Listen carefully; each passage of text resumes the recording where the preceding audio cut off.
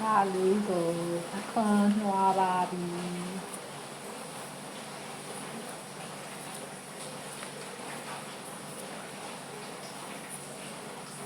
ဒီချစ်ကလေးနဲ့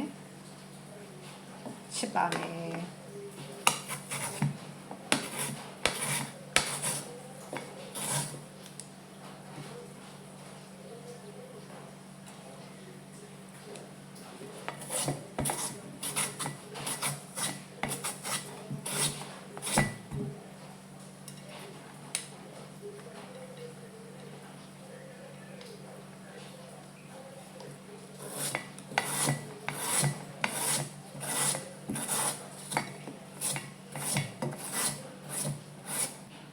အာလူချောင်းလေးတွေလှီးထားတာကိုရေခဲရေလေးနဲ့ဆေးပါမယ်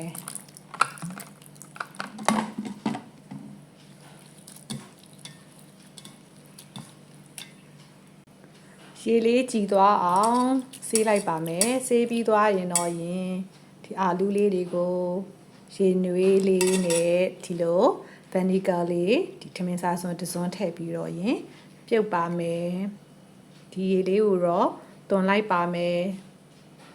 ပြီးတော့မှရေနွေးဆူဆူတဲ့ကိုအာလူလေးကိုထည့်ပြီးတော့ပြုတ်ပါမယ်ပွက်ပွက်ဆူနေတဲ့ရေနွေးတဲ့ကိုအာလူလေးထည့်မယ်ဗန်နီဂါလေးထမင်းစားစွန်းတစ်စွန်းထည့်ပါမယ်ပြီးရင်10မိနစ်လောက်ပဲအုပ်ထားပြီးတော့ရေအေးလေးနဲ့ပြန်စိမ့်ပါမယ်ရှင်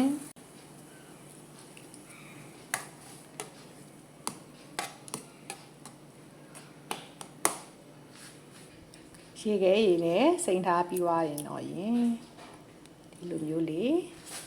စစ်ချလိုက်ပါမယ်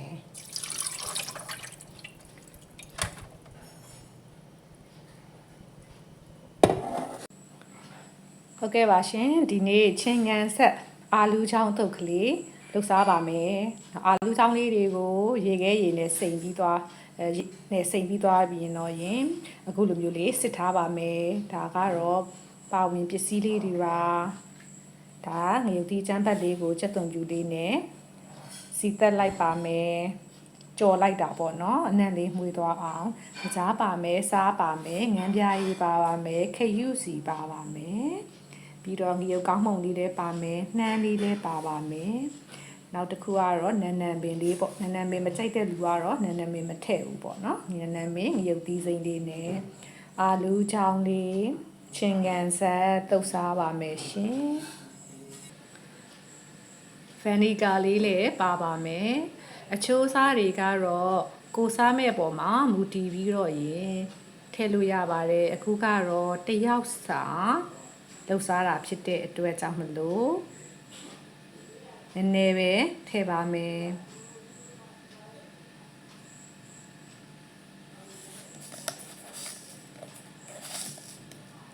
တကြားဆိုရင်လည်းပဲဒီလိုဇွန်းလေးနဲ့တဝက်လောက်ထည့်ပါမယ်စားဆိုရင်လည်းပဲအနည်းအကျဉ်းပေါ့နော်ကိုယ့်ဟာကိုယ်လေးတယောက်စာလောက်ကလေးကိုမှန်းပြီးတော့စားငံပြားရည်ဗန်နီဂါ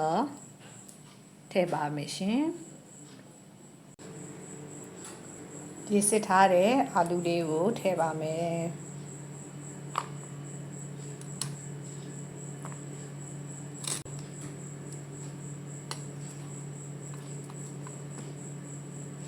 ချက်သွန်ပြူလေးထည့်ပါမယ်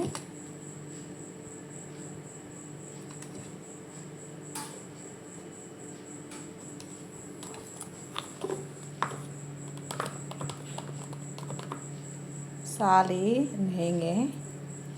ထည့်ပါမယ်ကြားလေးလည်းဒီစုံလေးနဲ့တဝက်လောက်ထည့်ပါမယ်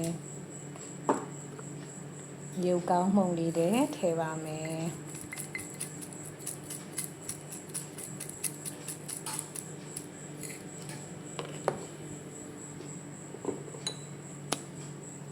ငံပြားရည်လေးလည်းထည့်ပါမယ်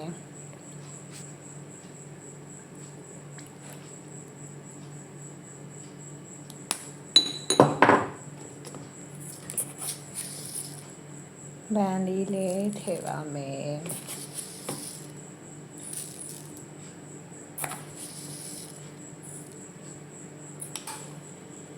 ပြီးရင်ခ ခယူစီလေးထဲပဲပြီးသွားရင်ရုပ်သီးကြော်ထားတာလေးရုပ်သီးကြော်လေးထည့်ပါမယ်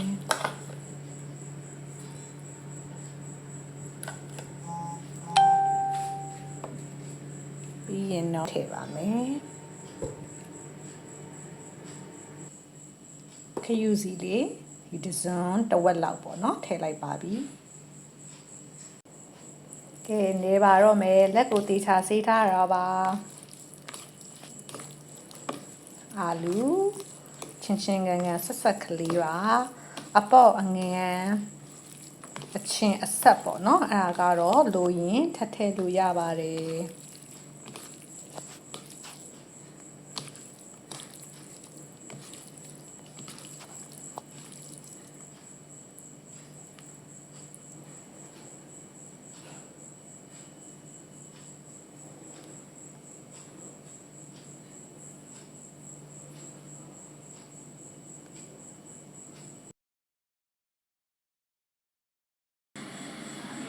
ကဲအခုဆိုရင်တော့